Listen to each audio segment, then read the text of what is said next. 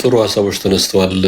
ቀደም ብለው የተናገሩ ተናጋሪዎች ላይ ያነሱትን ሀሳቦችን ማነሳለሁ። ግን መጀመሪያ ዛሬ የተወጣው ሰላማዊ ሰልፍ ተወጥቷል ብለን አስዩ ብናደርግና ይህን ያህል በሚዲያ እንደዚህ የተጮህለት ባለፈው የበይነ መረብ ጥሪ የነበረበት ጊዜ አንደኛ የማጥላላት፣ ሁለተኛ ደግሞ ዩቲዩብ የማጥፋት ሂደት ነበር የነበረው። የበይነ መረብ ዲሞንስትሬሽኑ ሰላምን የሚፈልግ ሞቲቭ ዕቃ የሚል ሰላም የሆነ እንቅስቃሴ ነው። እንዴት የአንድ ሀገር መንግስት እንዴት ይህን አይደግፍም? ተቃዋሚ ስለተናገረው ብቻ ሁሉም ነገር መጥፎ ነው ብሎ አስዩም ማድረግ በጣም የሚያሳፍር ነው። ቱ ቢ ኦነስት ለህዝብ ማስተላለፉ ይቅር፣ ግን እንዴት ዩቲዩብ ታጠፋለህ? ዩቲዩብ ስታጠፋ እኮ በጣም ችግር ውስጥ ነህ ማለት ነው። ኢህአዴግ ጣሪያ ላይ የወጣ ዲሽ ምናምን እንትን ይል ነበረ 2016-17 አካባቢ እና በጣም በሚያስገርም ሁኔታ ተመሳሳይ ነገር ነው የሆነብኝ። እና እስቲ ቅድም ብልጽግናዎች እዚህ ውስጥ ያሉት ቡኖ እና የመስፍን ይመስለኛል እርካብና መንበር ብሎ ሜንሽን አድርገዋል። እርካብና መንበር የሚፈልጉትን እያሳየህ ጥላቸው የምትፈልግበት ቦታ ሲደርስ ትሄዳለህ ነው። የኢትዮጵያ ትልቁ ችግር አብይ አህመድ ወደ ስልጣን ከመጣ ጊዜ ጀምሮ እስካሁን ደም የሚፈስበት የሰው ሕይወት በከንቱ በየቀኑ እንደ ተራ ነገር የሚጠፋበት ትልቁ ችግር ይሄ ነው። ወደ ስልጣን ሲመጣ ማንም ሰው ደግፏል። ዲያስፖራ 30 ዓመት ኦልሞስት ከኢትዮጵያ ፖለቲካ ተነጥሎ ሲቃወም የነበረ ዲያስፖራ በጣም ቀንደኛ ደጋፊ ነው የነበረው። የኢትዮጵያ ሕዝብ በሙሉ ከጎኑን የነበረው ትግራያንስ ሲደግፉ ነበር። ችግሩ ምንድን ነው? በጣም ብዙ የፖለቲካ ኃይሎች ወደ ሀገር ገቡ። ያው በግብዣም በሪፎርም በተወሰደው ሪፎርም ሜጀርም፣ ግን ያ ለመድረክ ለታይታ ብቻ ነው የነበረው። ጌሙ ምንድን ነው? ፖለቲካል ፓወር ሴንትራላይዜሽን ነው የነበረው። እዛ ያለው ጨዋታ እነ ለማ እነ ገዱ ሌሎች አብረው የነበሩ ሰዎች እንዲጠፉ ጥለው እንዲወጡ አደረገ። ይሄ ምን ያስታውሰኛል መሰለ? መንግስቱ ኃይለማርያም ሁልጊዜ ከሀረር ከመጣ በኋላ ፊት ለፊት መሆን ይፈልጋል፣ ግን ደግሞ ፊት ለፊት መታየት አይፈልግም። ጀነራል አምዶምን አመጣ፣ ፊት ለፊት አስቀምጠው። ጀነራል አምዶም ጠንከር ሲልበት አስገደለው። ትንሽ ቆይቶ ተፈሪ በንቲን በዚያው መልኩ፣ ትንሽ ቆይቶ ደግሞ ሊወድቅ 1 ዓመት ምናምን ሲቀረው ሻለቃ አጥናፋውትን። ስለዚህ ሶስቱን ሰዎች አሁን በዙሪያ የነበሩትን ገዱና ለማን ስታያቸው እነዚህ ሰዎች የተከዱ ሰዎች ናቸው። አምሶሪ እኔ አንድ ሰው ከብዙ ሰዎች ጋር ሲጋጭ ያ ሰውዬ ችግር አለበት ብዬ ነው ላስብ የምችለው እንጂ እያንዳንዱ በዙሪያ ያሉ ሰዎች ችግር አለባቸው ልል አልችልም። ሁለት ጭንቅላት ከአንድ ጭንቅላት የተሻለ ነው ይላሉ ፈረንጆች። ቱ ማይንድስ አር ቤተር ይላሉ። ስለዚህ እንደዛ ብዬ ነው ላስብ የምችለው። ስለዚህ ፓወር ሴንትራላይዜሽን ከዚህ ከእርካብና መንበር የመጣ መንፈስ ፓወር ሴንትራላይዜሽን በዙሪያ ያሉ አክተርስ እንዲበተኑ፣ ከዚያ ደግሞ እርስ በርስ ፓወር ኮምፒቲሽን ውስጥ እንዲገቡ፣ ይሄ ምን አመጣ? ዛሬ ላለው የደም መፋሰስ፣ የሰው ሕይወት መጥፋት፣ ከንቱ ለሆነ ነገር እንዳደረገን እና ይሄ ደግሞ ወዴት ወስዶናል? ከፍተኛ የሆነ የኢኮኖሚ ውድመት፣ የኢኮኖሚ ስብራት፣ ኢኮኖሚክ ብሬክዳውን እና ያለን እኛ ጋር ብሮክን ኢኮኖሚ ነው ያለን። ለምሳሌ ሰሞኑን የኑምቢዮ ለምሳሌ ያወጣው ሪፖርት ምን ይላል? ኢትዮጵያ በአፍሪካ ካሉ ሀገራት በኑሮ ውድ የሆነ የኑሮ የተወደደባት ሀገር ናት። አንደኛ ናት በኑሮ ውድነት፣ ኮስት ኦፍ ሊቪንጓ አምቢረብል ነው አንደኛ። ሁለተኛ ዛሬ ያወጣው ዶቼ ቬለ ይመስለኛል ዛሬ ያወጣው ምንድን ነው? ድህነት በፍጥነት ከሚስፋፉባቸው ሀገራት አንዱ ሆናለች ኢትዮጵያ። ከ39 ሀገራት አንዱ ሆናለች ነው። ትናንት ደግሞ ሌላ የወጣ ቢዝነስ ኢንሳይደር አፍሪካ ምን አወጣ? ዜጎች ከፍተኛ የሆነ የገቢ ማሽቆልቆል ከገጠማቸው ሀገራትና መኖሪያ ቤት ሊገዙ ከማይችሉ ሀገራት መካከል ኢትዮጵያን አንደኛ አድርጓታል። ስለዚህ የብልጽግና አንደኝነት ሚዲያ ላይ የምታየው ሰውየውም ሚራክል ነው የሚለው በህልሙ ይሁን በቅዠት ማይገባን ሚራክል ምን እንደሆነ ግልጽ አይደለም። ሪያሊቲው ይሄ ነው። መሬት ላይ ያለ ክራይሲስ ነው። ወይራስ ግን ሚዲያ ላይ ስታይ በጣም ብዙ የተጋነ ነገር ትረዳለህ። ሌላው ደግሞ ለምሳሌ ዛሬ የወጣ መግለጫ የኢትዮጵያ መንግስት ጥያቄዎች ለመመለስ ሁሌ ዝግጁ ነው የሚል መግለጫ የሚመስል ነገር ጥያቄ እኮ ሲጠይቁ ሰዎች ሐኪሞች ሲጠይቁ ጥያቄ ጠይቁ ሰዎች አንደኛ ጥያቄውን ዲስቶርት በማድረግ ፐርሰናል አታክ ወደ ማድረግ እና መቀየር ይሄ የእናንተ ጥያቄ ይዞ የመጣው ሌላ ኃይል ነው ምናምን ብሎ የጠየቀውን አካል ችግሩን አድሬስ ከማድረግ ይልቅ የባለሙያዎችን ሮል ከመረዳት ለሀገር የሚያበረክቱትን ነገር ለሀገር ምን ይጠቅማቸው የሚለውን ነገር ከማየትና የእነሱን ጥያቄ አድሬስ ከማድረግ ይልቅ ሌላ ሰውን አሜሪካ ያለን ጀዋርን አታክ ወደ ማድረግ ሌላ እንካ ሰላምታ ህዝብን ወደ መስደብ ጥያቄ ያነሱ ሰዎችን ወደ ማሰር ምን አይነት ጥያቄ ነው ሊመልስ ብልጽግና ለምሳሌ ዛሬ ዝግጁ የሆነው? እነዚህ ሌጂቲሜት ጥያቄዎች ናቸው። ሰው እኮ ራበን፣ ደሞዝተኛ ራበን። ሐኪሞች ብቻ አይደሉም ፎርዛት ማለት ሐኪም 10,000 ብር ነው የሚያገኘው 10,000 አካባቢ 2,000 ብር የሚያገኝ ሰው አለ እኮ 3,000 ብር የሚያገኝ ሰው አለ እኮ። እነዚህን ሰዎች ያነሱትን ጥያቄ ሌጂቲሜት የሆነ ጥያቄ አድሬስ ከማድረግ ባሻገር ምን አይነት ጥያቄ ነው አድሬስ ሊያደርግ የተዘጋጀው? የዛሬ የሚያስቅ መግለጫ ነው ሲያወጡ የነበረው እና ህዝብ በየፈርጁ እየጠሩ አርቲስቶችን ነጋዴዎችን የተተማርን የሚሉትን እየጠሩ አንደኛ መሳደብ፣ ሁለተኛ ማሰር፣ ሶስተኛ ጥያቄያቸውን ከቁም ነገር አለመቁጠር። እነዚህ ነገሮች ታያለና የትኛውን ጥያቄ ለመመለስ ነው ብልጽግና የተዘጋጀው? እስቲ አሁን ቡኖ በደሌ ቀደም ሪፖርት ሲያደርግ ነበር ሊፈተኑ ነው ምናምን። መልካም ይፈተኑ።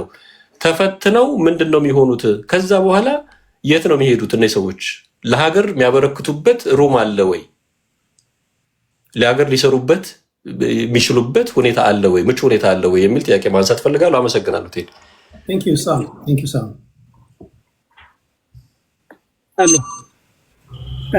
አንድ ነገር ትልቅ ነገር አድርገው እስቲ አንድ ነገር ማሳይ ስላለኝ በትልቅ አድርገኝ። ከዚህ በላይ ላስተልቅ? አዎ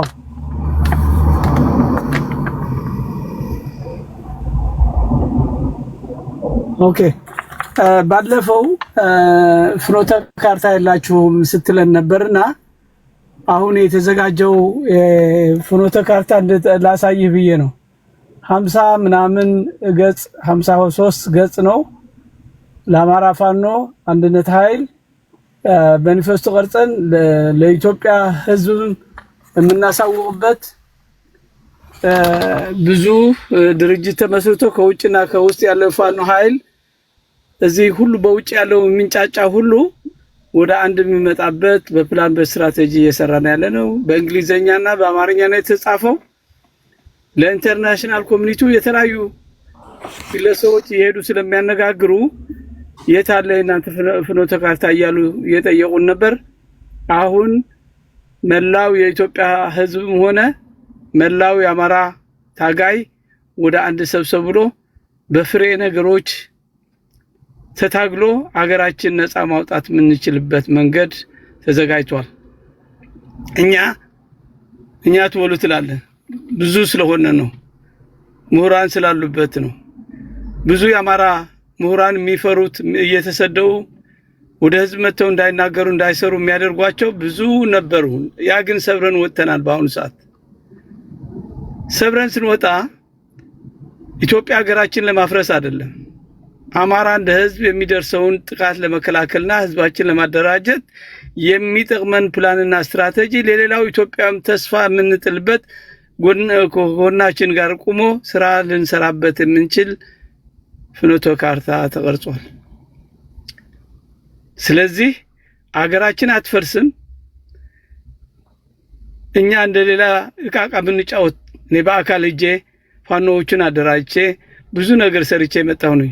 ሌላ ጊዜ በእንትን ስገባ አሳያለሁ እነማን እንዳገኙ በራያ ያሉትን ጀነራል ተፈራ ማሞ፣ ሻለቃ መሳፍንት፣ ሌሎች ሻለቃ ሰፈር መለስ አጠቃላይ ያሉትን የፋኖ አደረጃጀት በሙሉ እነ ደረጀ በላይ፣ ሻለቃ ደረጀ በላይ፣ ሌሎችም ብዙ ውስጣዊ ስራ እየተሰራ ያለ የአማራ ፋኖ እንዴት ሀገር ማዳን የሚቻልበት መንገድ።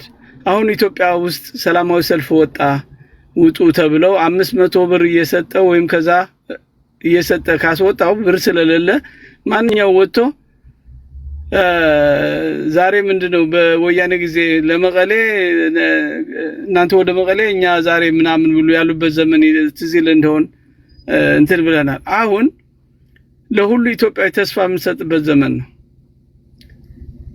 በውሸት ቀለደ ራሱ ቀለለ። ውሸትና ስንቅ እያደረ ይቀላል የሚባለው በአብይ ነው የሚተረጎመው።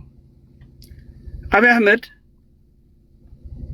ህዝብ ያምታታ እንደ ድሮ የዋሻ አይደለም። አሁን ኦሮሞዎቹ በግልጽ አክቲቪስቶቹ የወጡ የሚነግሩን ምንድነው?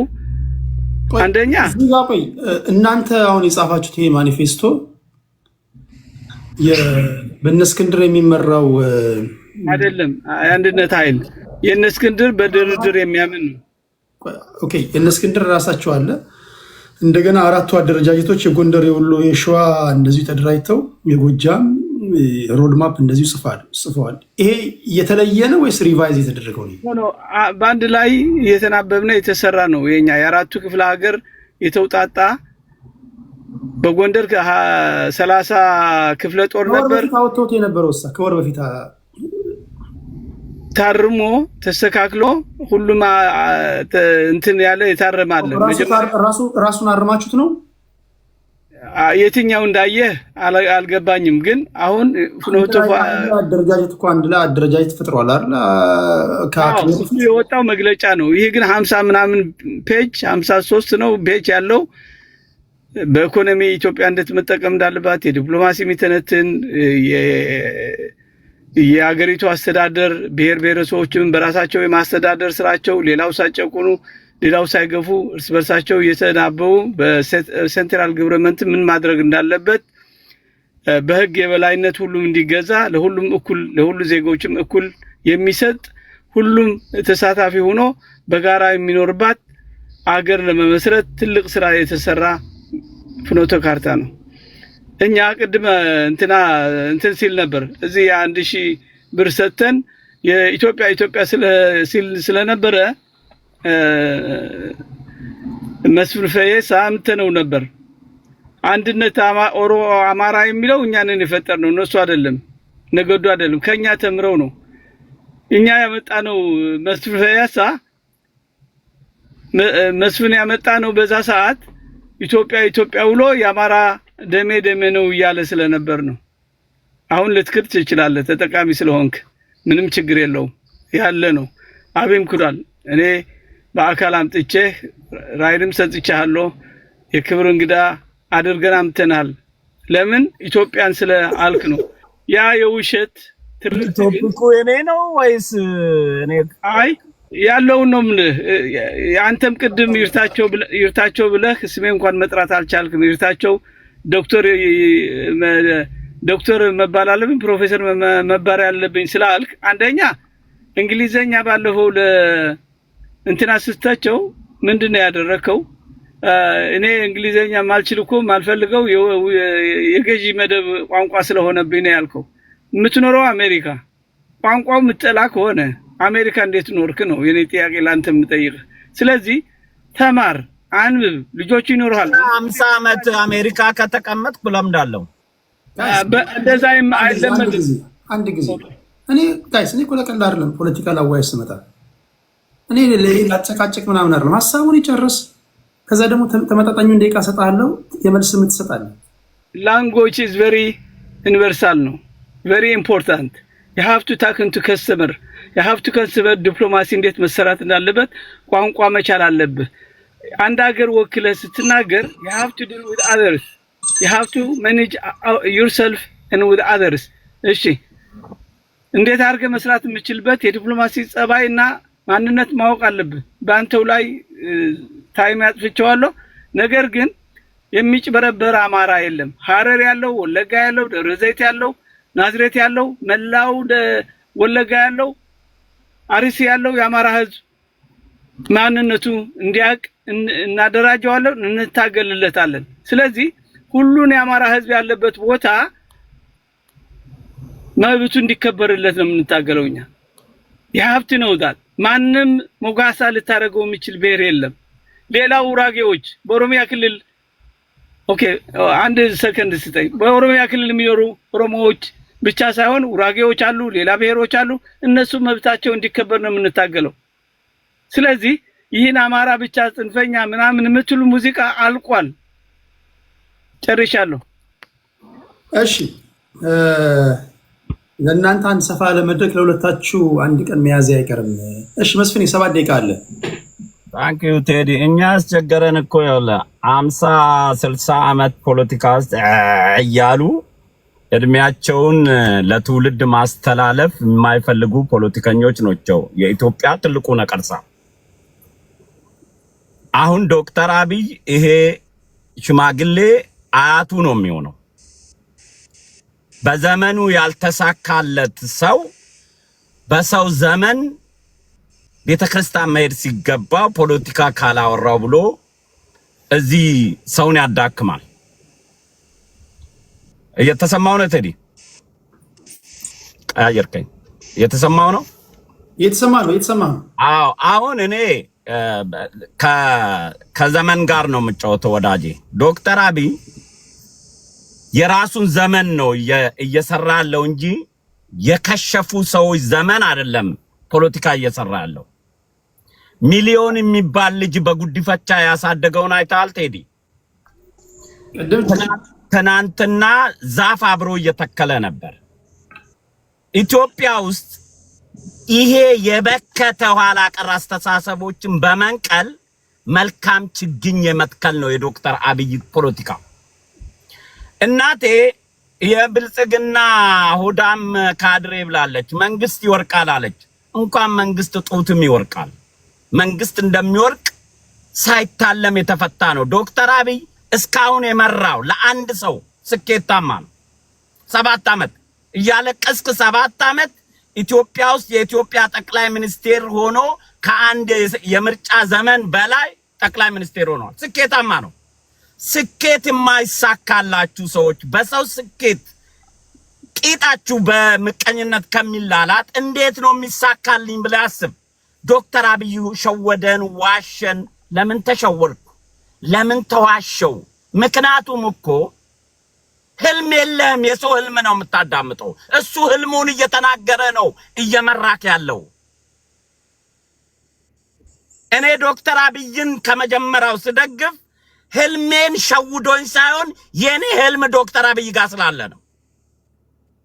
ከመጀመሪያው ጀምሮ ኦሮሞ በኢትዮጵያዊነቱ ቆሞ ሲመራ ኢትዮጵያ የዲሞክራቲክ ስርዓት ትሆናለች፣ የህብረ ብሔራዊ የአንድ ቀለም የአንድ ቋንቋ የአንድ ሃይማኖት ሳይሆን ኢትዮጵያ ውስጥ ያሉ ብሔር ብሔረሰቦች አገር ትሆናለች ብዬ ነው የታገልኩት። ያኔ እንደ አሁን የሚያወሩ ስማቸው አያዝልኝም፣ አክሰንቴ ስለማይችል የኔ ኦሮምኛ ነው ልጠራቸው ስለማልችል ማለት ነው እንግሊዘኛ እስከምችል ድረስ። ሶ እሳቸው እኔ በየስቴቱ ሲጠሩኝ ያኔ የኔን ስሜት ነው የሚናገርልን ብለው ብርም እየከፈሉልኝ ቆንጆ ጎንደሬም እየጋበዙኝ ነበረ እንዳወራ ማይክ የሚሰጡኝ። ነገር ግን እኔ እዛ ቦታ ሳወራ ህልማቸውን ሳይሆን ህልሜን ነበር የምነግራቸው። ህልሜን ማስበውን ኢትዮጵያ መሆን ያለባትን። ዶክተር አብይ እሱም ፖለቲካ ነው ይመራልኝ። ከተሸነፉ በኋላ ተሸነፍኩ ማለት ያባትነት ነው። ዶክተር አብይ ኢትዮጵያ ብሎ ሸወደን። ዛሬም ኢትዮጵያ እያለ ነው። ኢትዮጵያ ውስጥ የመጣንበት የፖለቲካ ድርቀት በ7 ዓመት አይደለም የሚለወጠው፣ በ70 ዓመት ነው።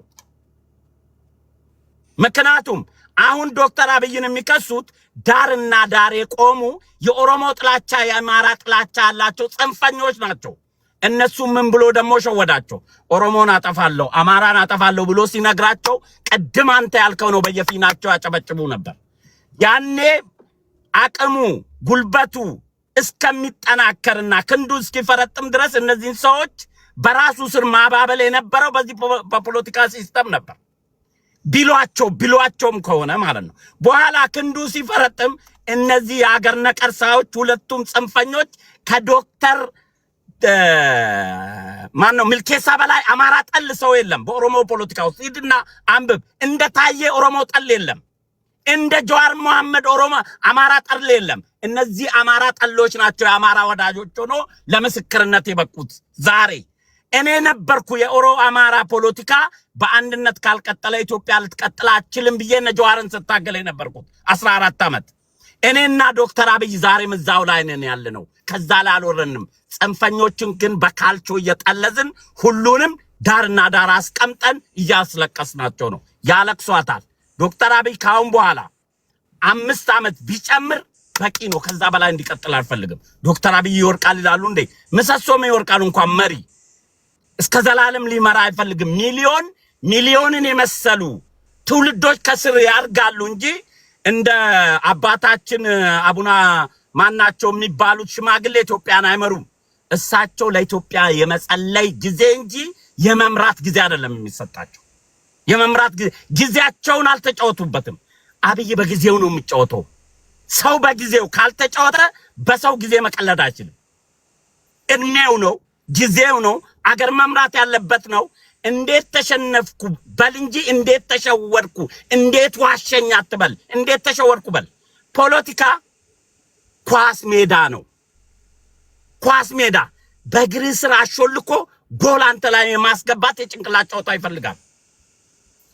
መጽሐፍ ቅዱስ ሊሰብክ ላንተና ላንተ ሐሳብ አንተን ሊያስደስት አይደለም። አንድ ፖለቲከኛ ወደ ፖለቲካ ሜዳ የሚገባው የራሱ ህልም አለው፣ የራሱ ራዕይ አለው።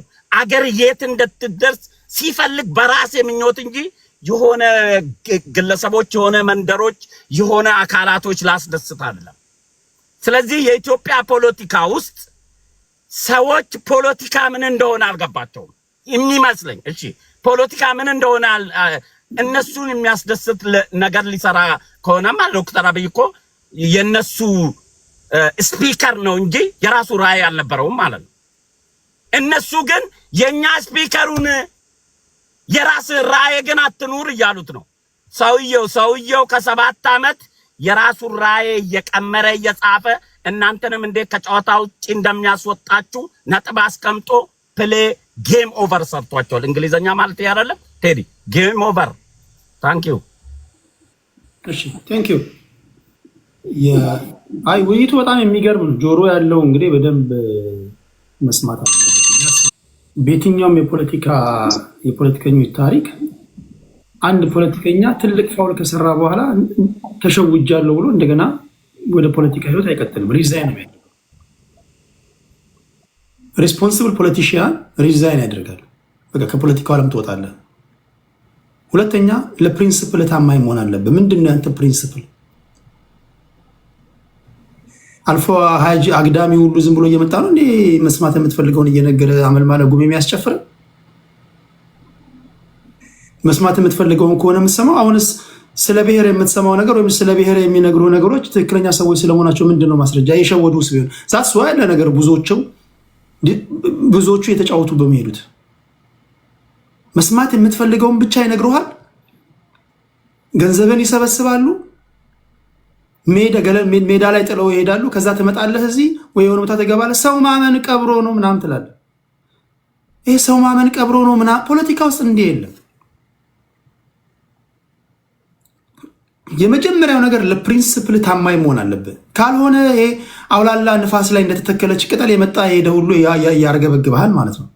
እኔ የሚታየኛ ነው ፕሪንሲፕል ስለሌላችሁ ነው። በቃ መርህ የለህም ማለት ነው።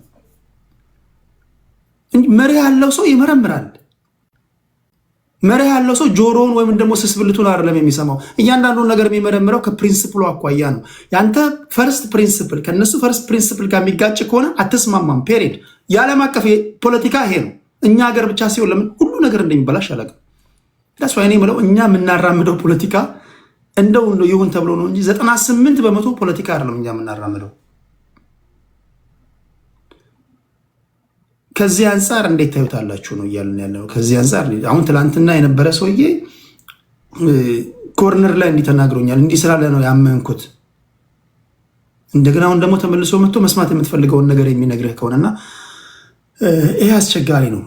በውርድ እንግዝ እንዳንሄድ ለዚህ ነው ሁላችንም የተጻፈ ነገር አሁን ቅድም አቶ ይርታችሁ ያሳየው ነገር ትክክለኛ ነገር ነው። ሪቫይዝ ተደርጎ ከሆነ በቃ ከዚህ በኋላ በቃ የተጻፈ ነገር ፕሪንሲፕላቸው ወይም ደግሞ ከሮድ ማፓቸው አኳያ ይመረምረዋል ማለት ነው። በተረፈ ሁሉ ጊዜ እነዚህ አሁን ኮመንት ላይ ምናምን የምታያቸው ሲጮሁ ነው የምታያቸው፣ ወይ ሲራመዱ ነው የምታያቸው፣ ሲደርሱ አታያቸው። ማይ ፍሬንድ ፖለቲከኛ ከሆንክ ከኤ ተነስተ ዜድ ጋር እንዴት እንደምትደርስ ማሳየት ነው። ብዙዎቻችሁ ስትጮሁ ነው የሚሰማው፣ ስትንቀሳቀሱ ነው የምትታዩት። ግን ምንድነው ስትደርሱ አላይም። እኔ ለምንድነው የማትደርሱት? ምንድነው መሀል ላይ ያለው ነገር? ምንድነው የተምታታባችሁ ነገር? ይሄን ነው እያወራን ያለ ነውና ቴንክ ዩ። ከመስፍን ቀጥሎ ወደ ቡኖ ነው የምንሄደው። በጣም ቢዚ በሆንኩበት ሰዓት ስለመጣችሁ ነው እንጂ በጣም የሚገርም ውይይት ነበር። እሺ ቡኖ 7 ደቂቃ አለ። እሺ አመሰግናለሁ። በእርግጥ ጠቅላይ ሚኒስቴሩ ታይም ትራቭል ነው ቱ ቢ ሆነስት ማለት ነው። ለማጋነን አይደለም። በጣም ቀድሞን ነው ያለው፣ እጅግ ቀድሞን ማለት ነው። ምክንያቱም ይህን ያልኩበት ኢን ኤቭሪ በየትኛውም እርምጃ ላይ በሳል የሆነ እብረ ብሔራዊ የሆነ ናሽናል እንትንን ኢንቲግሬት ያደረገ መልስ ነው የሚሰጠው በየትኛውም ላይ ማለት ነው። ወለጋ ሂድ፣ ጎጃም ሂድ፣ የትም ሂድ፣ በየትኛውም ቦታ ላይ ጠቅላይ ሚኒስቴሩ ኢንቮልቭመንት በጣም 3 እና 4 እርምጃ ከኛ ቀድሞ ነው ያለው። ስለዚህ አይ ካን ሰይ ታይም ትራቭል ነው። በጣም 20 ምናምን ዓመት ቀድሞ ነው ያለው ጠቅላይ ሚኒስቴሩ። ያለ መቀልበስ በጣም ጠንካራ ሆኖ ተቋሚ ፓርቱ አንድ ሆኖ አንድ ላይ ፓንች ሆኖ ብልህ ሆኖ ካልወጣ በስተቀር አሁን በሚባለው ነገር ኔቨር መቼም ማለት ነው ልምከራችሁ አይታሰብም። ቆይ አንድ ጥያቄ ልጠይቅ። ቆይ በቂ ደቂቃን ፖዝ አድርግ። ለምሳሌ አማራ ክልል ላይ ዛሬ ሰላማዊ ሰልፍ ወጥቷል አይደል? በቴሌቪዥን ተዘግቧል። የአማራ ፋኖች ተመሳሳዩ ማድረግ ይችላሉ? ሰልፍ መጥራት ይችላሉ? እንዴት? ማን ፋኖ? ጽንፈኛው? ምንም ጽንፈኛውን በለው ምንም በለው ብቻ ግን ሰልፍ መጥራት ይችላሉ? ለምን አይችሉም? ህጋዊ መንገዱን ጠብቆ። ህግ እኮ ህጋዊ ሆኖ መጀመሪያ። አሁን እኮ የመጣው ሽፋኖን ተው፣ የትጥቅ ትግል እያራመደ ያለን ወይ ኦነግን ተው። አዲስ አበባ ውስጥ በሰላማዊ መንገድ ለመታገል ተመዝግበው ያሉ የፖለቲካ ፓርቲዎች መንግስትን በመቃወም ሰላማዊ ሰልፍ ለሚመለከተው አካል ደብዳቤ አስገብተው ለፌዴራል ፖሊስ፣ ለአዲስ አበባ ከተማ መስተዳደር፣ ለሚመለከተው አካል ሰልፍ ማድረግ ይችላሉ። ያ ህገ መንግስቱ ይፈቅድላቸዋል፣ ይችላሉ። መሬት ላይ ያለው እውነታ ግን ይከለከላሉ። እንደዛ አይደለማ። ምን ታስበው ነው? ለምንድን ነው አጀንዳውን አሳይቶ እኮ ነው። በዚህ ምክንያት ነው ያስቀመጡት ምክንያት ነው የሚታየው። አጀንዳውን እኮ ለብልጽግና አይደለም ያሳዩት። ብልጽግና ምንም አያገባውም። አጀንዳውን ለአንተ የማሳየት ግዴታ የለባቸውም። አጀንዳ የነሱ አጀንዳ አንተን መጣን ነው። አንተ የነሱን አጀንዳ የመመርመር ስልጣን የለም። በትክክለኛው ነው የምልህ። ሰላማዊ ሰልፍ ገዢው ፓርቲውን ለመቃወም ተገቢ ጥበቃ እንዲደረግልን እንፈልጋለን ብለው ለፖሊስ ከቀበሌም ከሆነ ከቀበሌ ከክፍለ ከተማም ከሆነ አጽፈው የከተማ መዘጋጃ ቤት አጽፈው ሰልፍ መጥራት ይችላሉ? አይችሉም? 100% ይችላሉ። ግን መመሪያውን ታውቃለህ አንተ።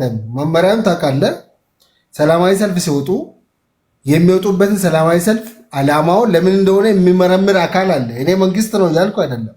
የሚያይ ተቋም አለ። ያን አሳይቶ ሜይ ቢ የሚከለከል ያለ ስለሆነ ማለት ነው የሚከለከል አለ። ሰላማዊ ሰልፍ ሁሉም አይፈቀድልህም። የምትከለከልበት እንትኖች አሉ። ከዛ አኳያ ብጠይቁ ህገ መንግስታዊ እንትን ስለሆነ ማድረግ ይችላሉ። ማንም አይከለክላቸውም። በዚህ እስኪ አደራጁና እናንተ ትክክለኛ በሆነ መንገድ የፓርቲና ፓርቲውን ባማከለ መፈንቅለ መንግስት ለማድረግ ነው መንግስት ስልጣኑን ይልቀቅ አገሪቷ ትውደም ብሎ የሚሄድ ከሆነ ግን ይህ ወደ ሌላ ነገር ነው የሚያስገባ። ይህ አይቻልም። በህገ መንግስቱ በፈቀደላቸው ይችላሉ። ያ ደግሞ እንደምታውቀው አንተም አስገብቶ ማንም ይችላል። ግን ያን አጀንዳቸውን የማይ ተቋም አለ። በዛ ልክ ማድረግ ማንም ይችላል፣ መብት አላቸው ለማለት ነው። ሌላው ጠቅላይ ሚኒስቴሩ በቲራ በካልቾ ብሎ የሚያስወጣ አንድና አንድ እደግመዋለሁ፣ ሁላችሁም እንድታውቁ ማለት ነው። ጠቅላይ ሚኒስቴሩ የፈለገ ነገር በመጣ በህብረ ብሔራዊነት ይሄ በብሔራዊ ማንነት ላይ በኢትዮጵያዊ እሱ ሴንተር ፖይንቱ ነው ለጠቅላይ ሚኒስቴሩ። ከዚህ ውልም የምትል ከሆነ ከየትኛውም አካባቢና የፓርቲው አባል ሆነ ተቃዋሚ ከሆንክ መፍትሄ ነው። የፓርቲው አባል ሆነ ግን በእንደዚህ አይነት እንቅስቃሴ በሌላ በኩል ማኒፌስቶም አለ። አሁን ያየሁት ወረቀት አለ። እንግዲህ ማኒፌስቶውን እንደው ምናውራ ከተባለ ምንድን ነው ያስቀመጣችሁት ለአማራ ህዝብ?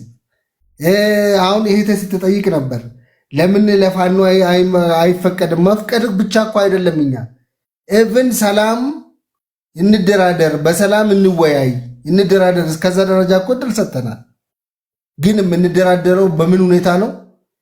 የአማራን ህዝብ ሰላም የምታስጠብቅ ከሆነ፣ መዳበሪያ ማሰርቅ ከሆነ፣ ትምህርት ቤት ማዘጋ ከሆነ፣ ሰላማዊ እንቅስቃሴን የማታውቅ ከሆነ የትኛውም ነገር የማድረግ መብት አለ በአማራ ክልል ውስጥ። እስከ መደራደር ደረጃ መንግስት እድል ሰጥቶ ይፈቀድልን ምናምን የምትለው ይሄታችን እኔ አይዶን ነው። እኛ ከዛ አልፈን እኮ መርካቶን እያለማን ነው ያለ ነው። እኛ ሰባተኛን እያለማን እንድትጠቀሙ እያረግን ነው። ተመር እዚህ አለች ቅድም ሜንሽን እያረገችን ነበር። እኛ ሰባተኛን እያሳመርንላችሁ በዘመናዊ መንገድ እንድትጠቀሙ እያደረገን፣ በዛ ልክ አንቺ ግን እዛ የሆነ እንትን ላይ ቁጭ ብለሽ በዚህ ልክ መከራከርሽ እጅግ የሚያሳዝን ነውና ቆም ብሎ ራስን ማየት በጣም አስፈላጊ ነው ስቲል ማለት ነው። በሌላ በኩል መታወቅ ያለበት ሁላችንም የምንከራከርበት ውይይታችን ቴዲ በጣም የሆነ ነጥብ ይዘን የምንወጣበት የሆነ አሰጣ ገባ ሳይኖር የሆነ ግብአት ይዘን የምንወጣበት። ለምን መሰለን? ይሄ ነገር የሚስተጋባበት ቦታ ሊኖረው ይችላል። የሆነ አስተማሪ የሆነ ነገር ኮንስትራክትድ የሆነ ነገር ሂዶ የሆነ አካል ጋር ደርሶ ወይት ሊኖረው የሚችል ነገር ይዘን ብንወጣ በጣም ነው ደስ የሚለን ከውይይታችን ማለት ነው። የዚህ ቤት ውይይት ስኖት የተራ ውይይት አይደለም። ቱ ቢ ሆነስት ከፓርላማ የማይተናነስ ነው።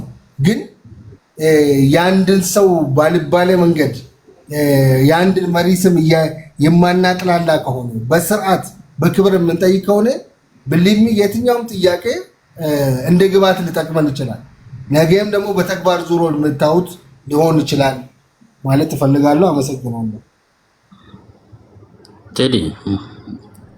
ቴዲ አንዴ አይ በቃ ኖርማሊ ላይ ልሰናበት ብዬ ነው። ኖርማሊ ቴንክ ዩ ሰዓት ስለደረሰብኝ ብዬ ነው። ቴንክ ዩ። እሺ ሚዩቱን አልቴዲ አይሰማም። ቆይ ቡኖ አንድ እንድታብራራ ፈልጌ ነው። ቴምርን ስሟን ጠርተህ ሰባተኛን እያሻሻልን ነው ምናምን ያልከው ምን ለማለት ፈልገህ ነው? ስፔሲፊካሊ ለምንድን ነው እንደዛ አልከው? አይ እኔ ስለ ልማት ነው አወራሁት። ደረጃ እኔ አክብሬ ሳስገባቸው ሴቶች ሲመጡ ይሄ ብዙ ጊዜ ከወንዶች ላይ የማየው ባህሪ ነው። አጉል የበላይነን ብላችሁ ሴቶችን የማሸማቀቂያ ቃላቶች በተለይ በፖለቲካዊ ውይይት እንዳይናገሩ መድረኩን እናንተ ብቻ የመሙላት አባዜ ያለባቸው መስተካከል አለበት። ከዚህ ቀደም አስቆሚያቸው ኖ ቡኖ ለኔ ልታስረዳኝ ነው። ሆዳቸው የሚያስቡ ካድሬዎች እያለች ይሄ መስተካከል አለበት። ብዙ ጊዜ ሴቶች ሲመጡ እንደዚህ ሲስተማቲካሊ ወይም ደግሞ እንደዚህ ቃላቶች አትጠቀሙ። እኔ ሲሪየስ የሆነ እርምጃ ነው የምወስድባቸው። ምክንያቱም ወንድ ብቻ አይደለም እዚህ ምድር ላይ የእኛን ፖለቲካ መተንተን ያለበት። ሴቶች ፋይት ሲያደርጉ ግን ሲስተማቲካሊ ለማሸማቀቅ የምትሄዱበትን ነገር ማቆም አለባቸው። አሁን ለእኔ ልነግረኝ ነው አንተ ምን ለማለት እንደፈለግ?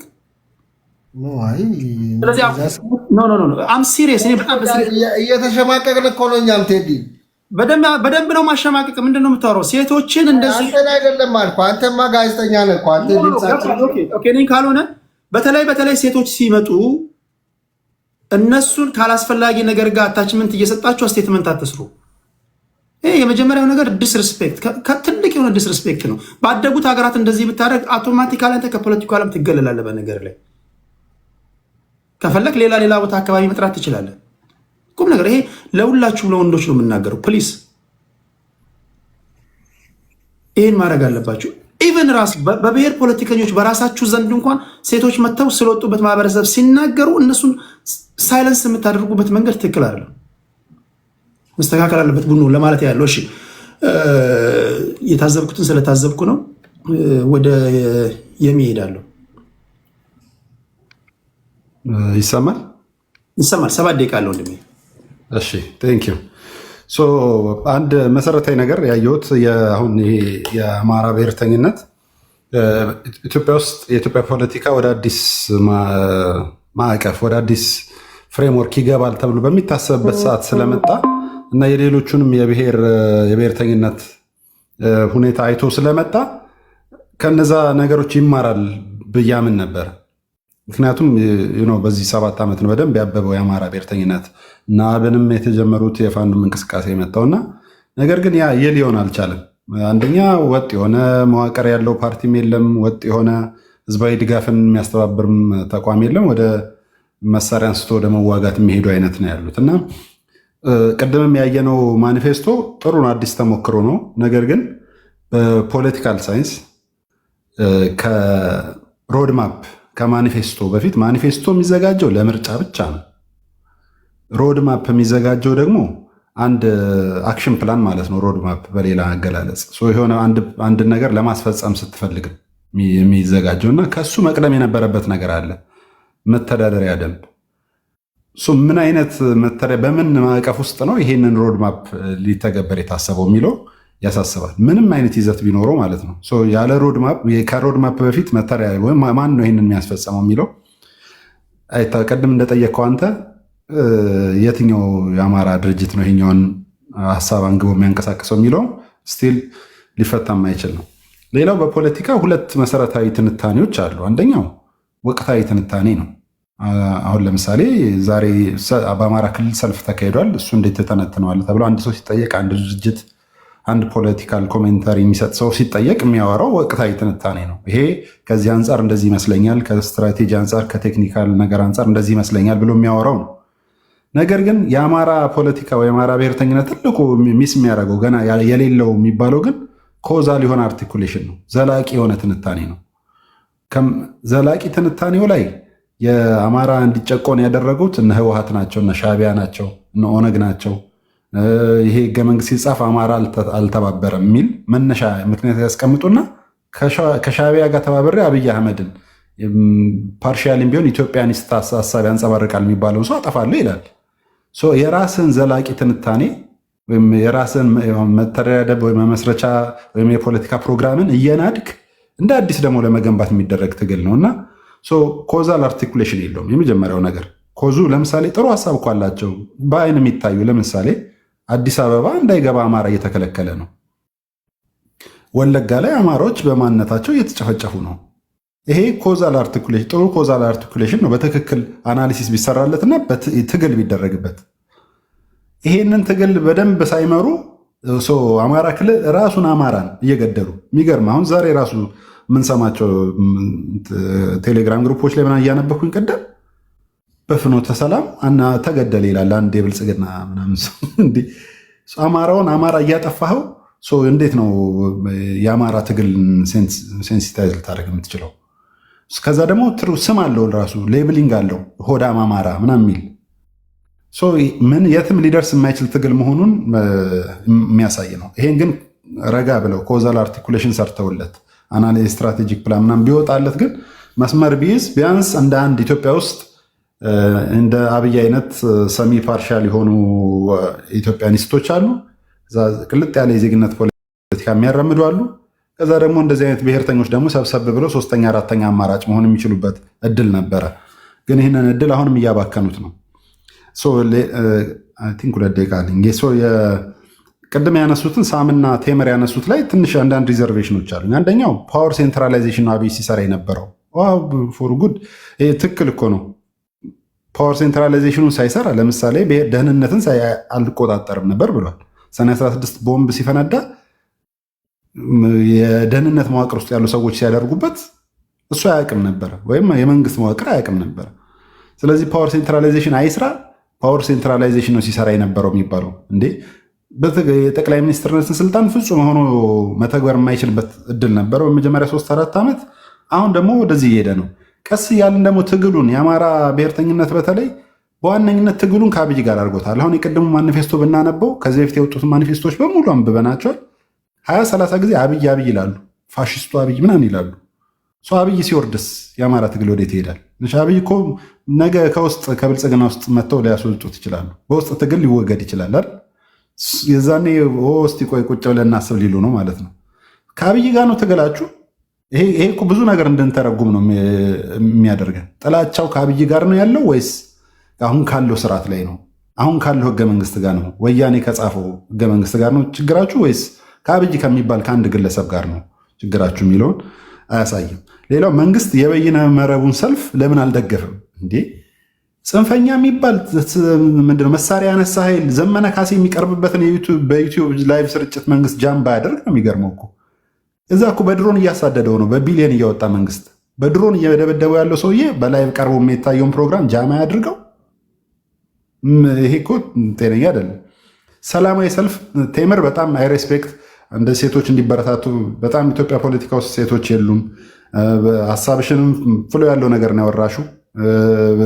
መጀመሪያ ልምዱ ላይኖር ይችላል ፖለቲካ ለመተንተን ምናምን፣ ግን አብይ የወደቀ መንግስት ነው አለሽ ብለሽ ነኝ ስትጀምሪ። አይኖ ይወድቃል፣ ወደፊት 11 ዓመትም ሊቆይ ይችላል፣ 5 ዓመትም ሊቆይ ይችላል፣ ይወድቃል። ግን የወደቀ ነው ብሎ መጀመሩ አብይ ላይስ ነው ወይ ፎከሳችን? ሲስተሙ መቀየሩ አይደለም ወይ? አሁን አብይን የሚደግፉ ሰዎች እኔ በጣም በቅርበት የማውቃቸው በፊት ኢትዮጵያ ያለው የዜማ ውስጥም ስለነበርኩኝ በደንብ የሚያውቁ ሰዎች አብይን የሚደግፉበት ዋነኛው ምክንያት ሌላውን ተቃዋሚ በማጥናት ነው። ሌላውን ተቃዋሚ ሲያጠኑት እንደው አብይ ተደግፎም ቢሆን ይህም መንግስት ሲያቆይልን ቢያቆየው ማለት የኢትዮጵያን ስርዓተ መንግስት ቢያቆይ ይሻለናል ከሌላው በሚል ነው። እና ሰልፉን እንድንወጣ ጠይቁልን እስቲ። ፋኖም ያወጣ ያላችሁት ፋኖ ተቃዋሚ ፓርቲ አይደለም።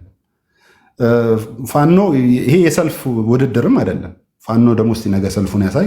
የሰልፍ ውድድር አይደለም፣ የምርጫ ቅስቀሳም አይደለም። ይሄ ነፍጥ ያነገበና ጫካ ገብቶ ታገላለሁ ያለን ፓርቲ ሰልፍ እንዲወጣ መንግስት እንዲደግፈው ወይም ደግሞ መንግስት እውቅና እንዲሰጠው ማንም ሎቢ ማድረግ ያለበት አይመስለኝም።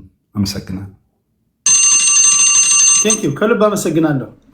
ቅድም ከመጣ አይቀር የቅድሙን መጽሐፍ አስተዋውቅ። እንደዚህ አይነት ሰዎች ሲመጡ ማበረታታት አለብን። ያው ትርፋቸው እነሱ ይሄ ነው። ሌላ ነገር የሚያገኙት ነገር የለም። መጽሐፍ የሚጽፉ ሰዎች፣ ፖለቲከኛ ሆነው ቢዝነስ ያላቸው ሰዎች ካሉ ኦዲየንሱ መጠቀም አለበት። መጽሐፉን አሳያቸው እስኪ። የአምስቱ ሰኔዎች ወግ ይላል። ምናልባት አዲስ አበባ ያሉ ሰዎች ነው ሊያገኙት የሚችሉት። አዲስ አበባ ሁሉም መጽሐፍት ቤቶች ሊያገኟቸው ይችላሉ። በእንትንም በሶፍት ኮፒም ላደርሳቸው ይችላሉ። ሜይ ቢ ፌስቡክ ላይ ወይም ቴሌግራም ላይ @ይመስገን መሳፍንት ብለው ከጻፉ ያገኙ ግሩፖች አሉ። እዛ ላይ ሳምንታዊ ኮሜንታሪዎችን እንጽፋለሁ። እዛም ላይ ማግኘት ይችላሉ። ዴሊቨሪ ትችላለን። ምን አለ ዴሊቨሪ የት ነው ያለው? አንተ አዲስ አበባ ነው ያለው? ቡኖ መከኒሳ። ኦኬ መከኒሳ። አይ አንተማ በቃ እንትና ሜክሲኮ ማነው ስሙ ጃፋር ጋር መውሰድ ትችላለህ። ኦኬ ኦኬ። ሶፍት ኮፒውን ትልክልኛለህ አሁን ቴሌግራም? ቴሌግራም ላይ ጆይን አድርግና በማን ብዬ ልግባ? ይመስገን መሳፍንት አይታይም መሰለኝ። ይመስገን መሳፍንት ገዝተህ ነው ታውቃለህ አይደለ? ብሩን ደግሞ አንተ የትራንስፈር ማድረግ አለበት። አደርጋለሁ። አካውንትንም አለ አይደል? አካውንት እዛ ላይ እናወራለን። ችግር የለም። አሁን በቀላሉ ሜክሲኮ ሄደህ ጃፋር ጋር ማግኘት ትችላለህ። ጊዜ የለኝም ለዛ ነው። እሺ 50 ካሬ ሜትር በመሬት ምናምን። ኦኬ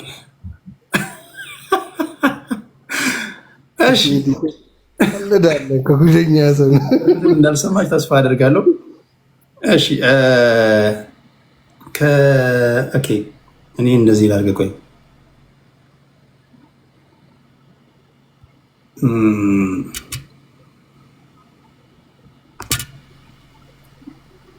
ከዛ ወደ ቴምር ነው የምንሄደው። ኦኬ ቆይ እንዲህ ላድርግ።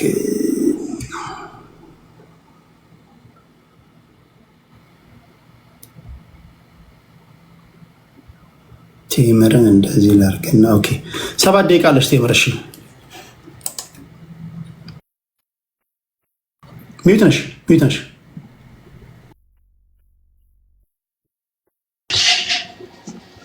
ሶሪ እንዶ ሀሳቤን በደንብ እንዳወራ ከቪዲዮ እንትን የምትለኝ ደስ ይለኝ ነበር። ቅድምን በደንብ አላወራውም። በነገራችን ላይ እኔ ማይ ፈርስት ታይም እንደዚህ በቪዲዮ ሳወራ እንትን ላይ ፖለቲካ ምንና ኤኒዌይስ ማነው ቡኖ ቦደሌ ስሙን ልጥራ።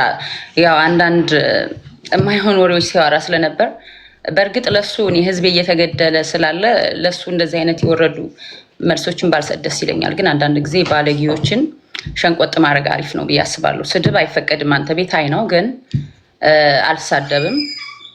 አይ ሪስፔክት ግን ከብቶችን ከሰው ጋር ስትቀላቀላቸው ትንሽ ይደነባበራሉ። ቴዲ አካሄድ እና እኔን አስቆመኛል እኮ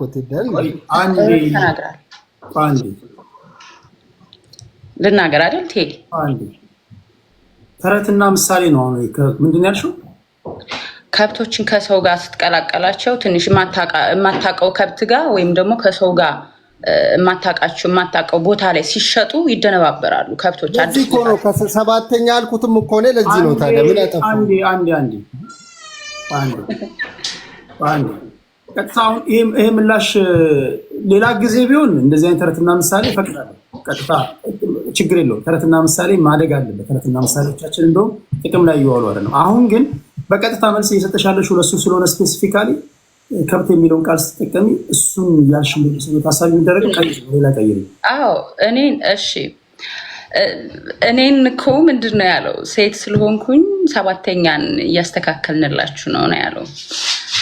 ብዙ ጊዜ ሰባተኛ የሚመላለሱ ሰዎች ካፋቸው ሰባተኛ አይጠፋም። ይህን ታውቃለህ ቴዲ?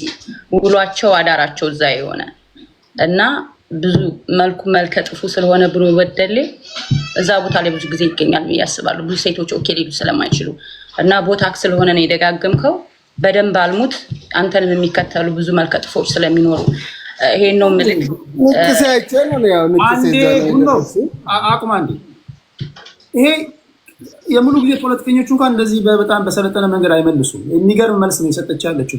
አልሰደበች፣ አልዘለፈች፣ የሄደ የተመላለሰ ያውቋል፣ ደንበኛ ያውቋል ያለችው። ስለዚህ ተሰን ዋጠው ስድብ አይደለም። እኔም ስለማውቃት ነው ደንበኛ ልትሆን ትችላለህ። ከአሁን በኋላ ኢንተራፕት ካደረግካት ወደ ታች አወርድሃለሁ። እሷ አንተ ስትናገር አድምጣለች፣ ትናገር። እኔ የቴድን ቤት ላለመረበሽ ምንም አላልኩም እና እንደፈለክ ነው የተናገርከው። ቁስልክ ሲነካ አይመምህ ለማለት ነው። እኔ አሞኝ ምናምን አይደለም። እኔ የምታወቅ ልጅ ነኝ። ሂድና ፌዴራል ፖሊስ ጠይቅ ከፈለክ። ቴምር ማናት? እንዳንተ አይነት ወንዶችን በደንብ አድርጌ የምገርፍ ሴት ነኝ እኔ። አልፈራም። ደግሞ በቪዲዮ ነው የማወራው። አብይ አህመድ ወይም ሌላ ታሪክን ከፈለክ ሂድ ፌዴራል ፖሊስ ቴምር ማነች ብለክ ዘወር ብለህ ጠይቅ። የምታወቀው በጀግንነቴ ነው። ፌዴራል ፖሊስ ውስጥ ራሱ ገባክ? ይሀፍቱ ናው ዳት እና ሪስፔክት ለሴት ልጅ ክብር ይኑራችሁ። እንደኔ አይነት ሴት ማንም ወንድ እኔ እንዳንተ አይነት ወንድ ራሱ ጀግኖች ወንዶችን ራሱ በደንብ አድርጌ የማንቀጠቅጥ አይነት ሴት ነኝ። እንኳን አይደለም አንተን አንተ አንድ ጥይት ሲተኮስ የምትሮጥ ነክ 100%። ይሄ ነው ታሪክህም። አሁን ወደ ፖይንት ሲሄድ አብይ አህመድ ውሸታም ነው፣ ቀጣፊ ነው፣ የመምራት ብቃት የለውም። የመምራት ብቃት ቢኖረው አብይ አህመድ ይሄ እያጭበረበረ መምራቱን እንደ መምራት አትቁጠሩት። አብይ አህመድ ጎበዝ ነው መራ የሚባለው ህዝቡን አንድ አድርጎ ህዝቡን ሳይገል ህዝቡን በፍቅር መምራት ቢችል ነው። 1.5 ሚሊዮን የትግራይ ህዝብ ጨርሷል አብይ አህመድ። አሁንም የአማራን ህዝብ እየጨረሰ ነው በየተራ። ኦሮሞንም እንደዚሁ እየጨረሰ ነው። ስለ እውነት ከሆነ ግን ማንነት ተኮር ያደረገ አማራ በመሆናችን እየተጠቃን ያለ ነው። እኛ አማራዎች ስለሆነ ነው ያው በማንነታችን እየተጠቃን ነው የምንለው። ለምን አማራ በመሆናችን በኦሮሚያ ክልል ውስጥ በእንትን ተቀብረናል። በግሪደር ሙስሊም ክርስቲያኑ መስጂድ ይደውሉጠው ሙስሊሞች ሲገቡ መስጂድ ውስጥ አርደው በግሪደር ቀብረዋቸዋል። ወለጋ እኛ አማራዎች ፖለቲካ ውስጥ ስንገባ ዝም ብለን አይደለም፣ ታመን ነው፣ ቆስለን። እኔ አጎቴ ወለጋ ውስጥ የቤት አማራ ልጅ ነኝ፣ የወሎ ልጅ ነኝ። ብዙ ሰው ያቀኛል። አጎቴ ወለጋ ላይ ከ4 ልጆቹና ከሚስቱ ጋር አርደው ቤት ውስጥ አቃጥለውታል። ዝም ብዬ አይደለም እኔ አማራ ትግል ውስጥ የገባሁት። ገባህ ቴዲ? ህመም ነው ያስገባንኛል።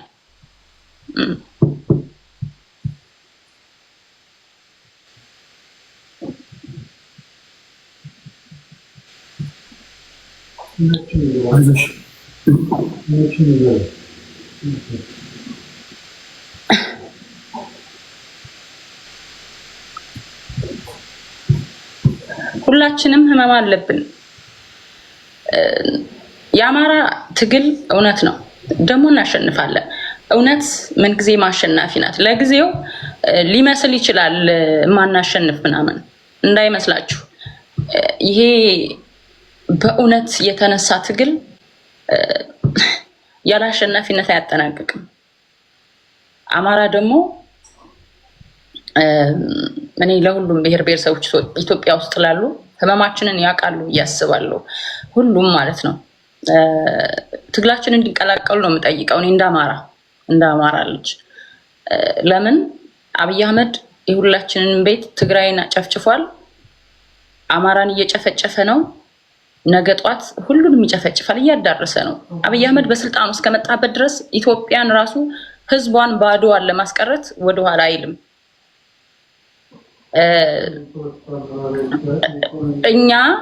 እኛ አማራዎች በኢትዮጵያ ምድር ላይ በማንነታችን ተመጣን የተገደልን ህዝቦች ነን። እሱ ደግሞ ይቆማል ብለን እናስባለን ወደፊት። እኛ ትግላችን ሲያሳድጉን ቤተሰቦቻችን ኢትዮጵያ እያሉ ነው ያሳደጉን። አሁን ትግላችን ላይ ትንሽ ይሄ አለመግባባት የምታዩት ይችን የሞተች ኢትዮጵያን እስቲል ያለች የሚመስለው ስላለ በዛ ምክንያት ውስጣችን ሰርገው ገብተው ትንሽ ያው ጓገጭ ያለ ትግል ታያለክ፣ መሬት ላይም ሚዲያም ላይ ታያለክ። ያ ደግሞ በሂደት ህዝባችን ላይ ይሰራበታል። ይሄ ደግሞ በ2 ዓመት የተጀመረ ትግል ነው። ትግላችን እንዳየው 2 ዓመት ነው። በዚህ 2 ዓመት ውስጥ 30 ዓመት የተደራጀን የወያኔን ጦር የበተነው አብይ እኛን መበተን አቅቶታል፣ አልቻለም። ምክንያቱም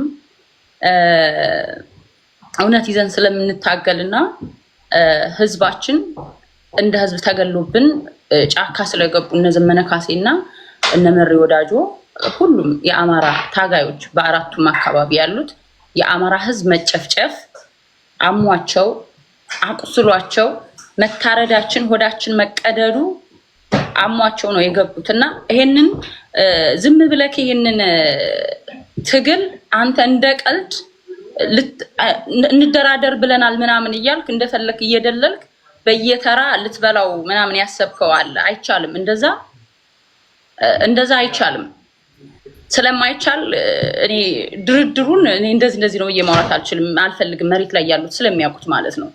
አብይ አህመድ ከ4 ኪሎ ስልጣኑን በስነ ስርዓት አጭበርብሮ ያገኘውን ስልጣን የአማራ ህዝብ ነው አብይ አህመድ ስልጣን ላይ እንዲወጣ ያደረገው። ለዛ ህዝብ በስነ ስርዓት አስረክቦ ከወረደ እንቀበላለን። ከዛ የዘለለ ግን ዝም ብሎ ፋኑን አማራን ህዝብ በየተራ ቀስ እያለ ሊያጠፋ ቀስ ብሎ ግማሾቹን በእንትን በሆነ በስልጣንም በምናምንም አድርጌ እጄ ካስገባው በኋላ ልክ እንደነ ክርስቲያን ታደለ እንደሌሎቹ ነገ ጧት እስር ቤት ወረውራቸዋለሁ አይነት ሐሳብ አስቦ ስለሆነ ወደ ድርድር የሚመጣው ያንን ደግሞ 1983 ላይ የቆመ አማራ ስለሌለ ማንም አይቀበልም። አብይ አህመድ ለራሱ ለነለማ መገርሳ ያልሳሳ አንጀት እነ ዘመነ ካሴ ቢደራደሩትና እሱ ጋር ለስልጣን እንኳን ሸሪንግ ወደ 4 ኪሎ ቢሄዱ ነገ ጧት አንገታቸውን አንቆ ወደ እስር ቤት እንደሚወረውራቸው ወደ ቅሊንጦ ወይ ግንባራቸውን እንደሚመታቸው ጠንቅቀው ያውቁታል አብይ አህመድና አይሳካም ለማለት ነው። ቴንክ ዩ ቴምር።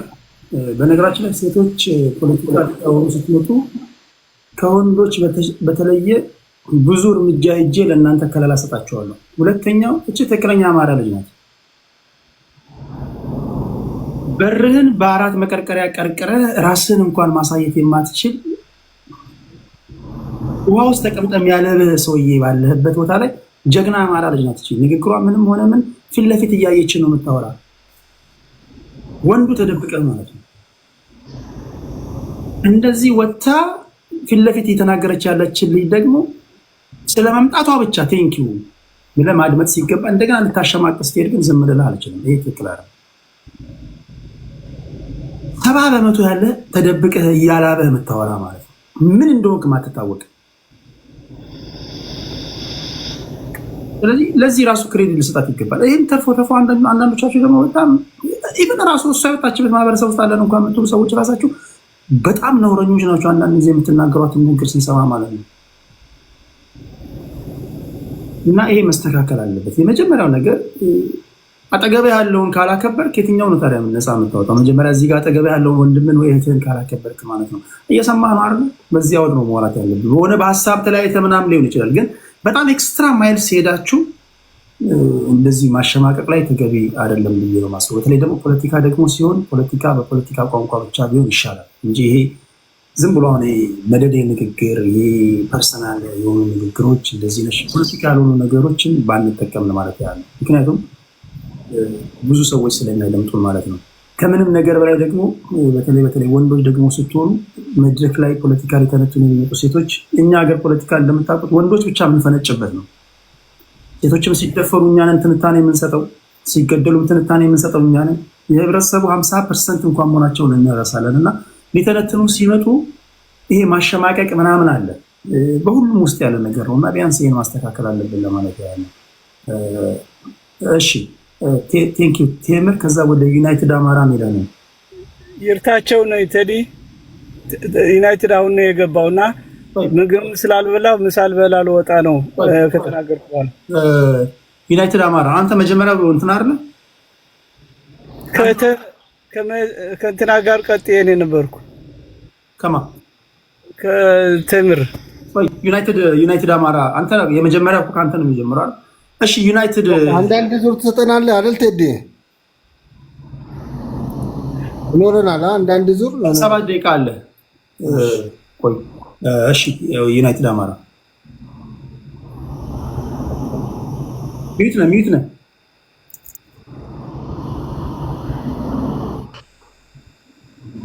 ኦኬ ቴንክ ዩ አመሰግናለሁ ቴዲ። የመጀመሪያ ነው እድሉን ያው ካንተ ጋር ስለምናገኘው እንደተለመደው በምስጋና ነው የሚጀምረው። ሬድዋን ሁሴን ምትኩ እንዲህ አይነት ቃላቶችን በሴቶች ሲናገር የሁለተኛ ጊዜው ነው፣ አንደኛው ብቻ አይደል። ማነው ሬድዋን ሁሴን ምትኩ? ቡኖ በደለ።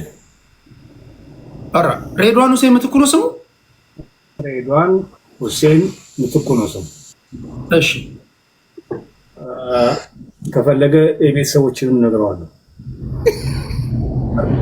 አይደለም ሚውት አድርገህ ካልሆነ መታወቂያን አውጥተህ ማሳየት ነው እንጂ ቡኖ በደሌ ብለህ በሰፈር ስም ይጠራ ነውም አይደለም ለማለት ምንም ማድረግ አንችልም። ካልሆነ ስም ትክክለኛው እሱ ካልሆነ መታወቂያን ማሳየት ነው። ማታሳይ ገመቹ ደስታ ሀጎስ ይባላል። ቴዲ እንግዲህ አንተ አልክ እኛውን ዩናይትድ አማራ የሚለውን እንስማ። እሺ ቀጥል። ዩናይትድ አማራ እህቶቻችን እንደዚህ እያደረገ እያዋረደ በተደጋጋሚ ይገኛ ነው። ከዚህ በፊትም ይህን ብሏል፣ ታስታውሳለህ። በጣም እስከዛሬ አልመጣችም እንደዛ ብሏል።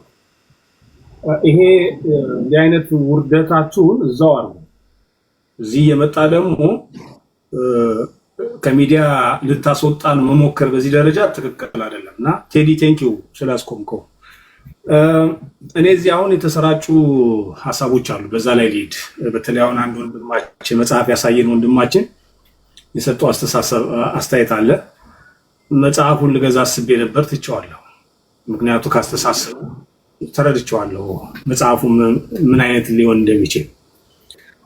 እንዲህ አይነት ለነገሩ ኢዜማ ነኝ ስላለ ኢዜማ ውስጥ ስለነበረ ኢዜማ ማለት ሁለተኛው መይሶን ስለሆነ እዛው ተለጥፎ ያለ ስርዓቱ ጋራ ተስፋ የሚጠብቅ ከስርዓቱ የሚወድቅ ነገር ይኖራል ብሎ ተስፋ የሚጠብቅ አካል ስለሆነ ከነሱ ማራ ጠብቅ የአማራ ትግል የትም አይደርስም የሚል ንግግር ነው የተነገረው። በየትኛውም ዓለም ትጥቅ ትግል ዓለም አልጋ በአልጋ የሆነ የትጥቅ ትግል የለም።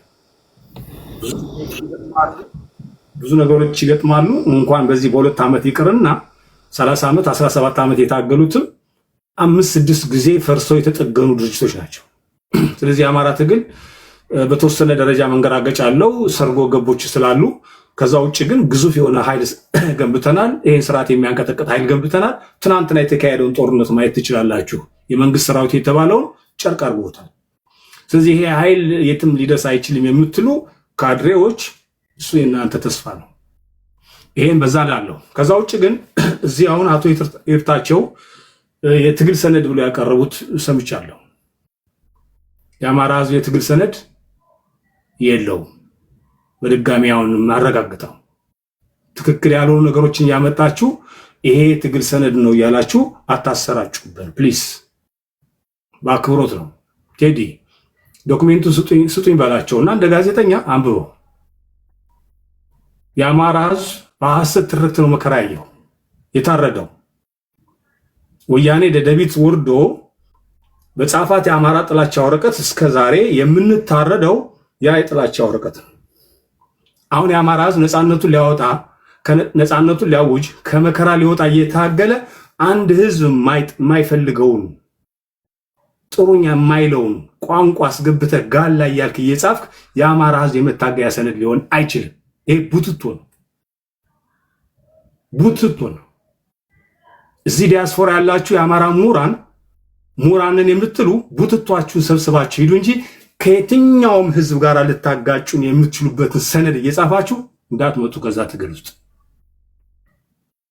ቴዲ ከምሬ ነው ብለህ ተምሬ ያለ የሚል ሰው አቃለ የሚል ሰው ሲጀመር ከዚህ በፊት ነገር ያለው የአማራ ህዝብ ትግል ማኒፌስቶ ያስፈልገው። ማኒፌስቶ ለምርጫ ብቻ ነው። የአማራ ህዝብ ትግል ነፃነቱን ሳያረጋግጥ የትምህርት ፖሊሲ ዛሬ ጽፎ ሊመጣ አይችልም። መንግስት በማይሆንበት ጊዜ እቤቱ ቁጭ ብሎ ፊክሽን ከሆነ አንብበው። የሚያስፈልገን የትግል ሰነድ ነው። እሱ በቂ የሆነ ሰነድ አለ። እሱን አርቲኩሌት አድርገን አቅርበን ለምን እንደምንታገልና መታረዳችን፣ መገፋታችን፣ በሀገራችን ባይተዋር መሆናችን በቂ ነው። ህዝባችን ሞቢላይዝ አድርገን ማታገል እንችላለን። ለነገው ለኢትዮጵያ ስልጣን ደግሞ የጋራ ሀገር ነው፣ በጋራ መሆን አለበት። ወያኔ በረሃ ጽፎ የመጣው ሰነድ ይሄው ዛሬ የሚያባላን እሱ ህገ መንግስቱ ነው፣ አንድ ፓርቲ ጻፈው። ስለዚህ የአማራ ትግል ሰነድ ጽፎ መጥቶ ነገ እኔ ልምራችሁ ሊል አይችልም። ይህን ስርዓት ለማስወገድ ነው እየታገልን ያለ ነው። ስርዓቱ ከተወገረ በኋላ ኢትዮጵያኖች ቁጭ ብለው የሚመሰሩት መንግስት ጋር እንስማማለን ብለን ምናምን ሰዎች ነን። እንዴት ህዝብን ጋላ እያልክ ጽፈ ሰነድ ብለህ ይዘህ ትመጣለህ? እንዴት የሃይማኖት ስብከት የሚመስል አንድ ሃይማኖት ጽፈት ትመጣለህ? የአማራ ህዝብ እኮ አሁን እየታገለ ያለው ሙስሊሙም ክርስቲያኑም ጁሹም የተለያየ እምነቶች ናቸው። በአማርነታቸው ስለተጎዱ እየታገሉ ያሉት። ስለዚህ እንዲህ አይነት ቡትቱ እያመጡ ነው የአማራ ህዝብ እንዳይስማማ እንዳይግባባ እያደረጉ ያሉት። እዚህ ያሉ ያረጀ ያፈጀ አስተሳሰብ ያላቸው ሰዎች እንዲህ አይነት ሰነድ። በነገራችን ላይ የትጥቅ ትግሉ ሰነድ አትጠይቃችሁ። በጣም ጀግና መሪዎች አሉን፣ የተማሩ ሰዎች አሉን። የእናንተን ድጋፍ አልጠይቁም። ድጋፍ ካረጋችሁ ከፈለጋችሁ የዲፕሎማሲ ስራ ስሩ፣ ድጋፍ ስሩ፣ የፋይናንስና የሎጂስቲክስ ስራ ስሩ። ይሄ ህዝብን የሚያጋጭና ቁርሾ አምታችሁ ማስቀመጥ ግን ተገቢ አይደለም። ህዝብ እንዲያቅል እንፈልጋለን። ይሄ ሰነድ የራሳቸው በአማራ ህዝብ ስም እንዳይነገር እንፈልጋለን። ተገቢነት የሌለው ነው። ደጋግመን ከህዝብ ጋር ሊያጋጨን የሚችል ነገር በፍጹም የአማራ ትግልን አይቀበልም። ከየትኛውም ህዝብ ጋር ጸብ የለውም። ከስርዓት ጋር የደረሰብንም እንደ ስርዓት ነው። ህዝባችን ላይ መከራ የወረደው የሐሰት ትርክት የምንለው ለምንድን ነው? በአማራ ህዝብ ላይ ያላደረገውን አርገሃል ተብሎ ተተርኮበታል እያልን ዛሬ የኦሮሞ ህዝብ የኦሮሞ ህዝብ ምን ስላደረገ ነው በሰነድ ደረጃ በሰነድ የትግል ሰነድ ብለን ጽፈህ ጋላ ብለህ ጽፈህ ይዘን የምትመጣው? ይሄ ሊታረም ይገባዋል። የትኛውም የአማራ ትግል አይቀበለውም። የትኛውም የአማራ ህዝብ እንዲህ አይነት ሰነዶችን አይቀበልም። ማፈሪያዎች ናችሁ። ይህንን ላለ በአክብሮት ማትቀበሉት ከሆነ ከአማራ ትግል ይሄ ሰነድ ሊደርስ አይችልም። በየትኛውም የመንግስትም ሆነ የትም አካል ቢደርስ የአማራ ትግል ሰነድ ነው ተብሎ እንዲነገር አንፈልግም። እንዲህ አይነት ዶኩሜንት ሁሉም እየተነሳ ይጽፋል። ሁሉም የአማራን ትግል ለመቀራመት አሁን ሰፍ ብለዋል ወደ ስልጣን ለመምጣት። በማን ደም ላይ ነው ወደ ስልጣን የምትመጡት? በማን ደም? ስለዚህ ቀልዳችሁን አቁሙ ማለት ፈልጋለሁ። ቴዲ ታንክ ዩ ቬሪ ማች እድሉ ስለሰጠኝ አመሰግናለሁ። ቴንክ ዩ። እንደዚህ አይነት ወርዶች ምናልባት እዛ እንትን ውስጥ ጽፋችሁ ከሆነ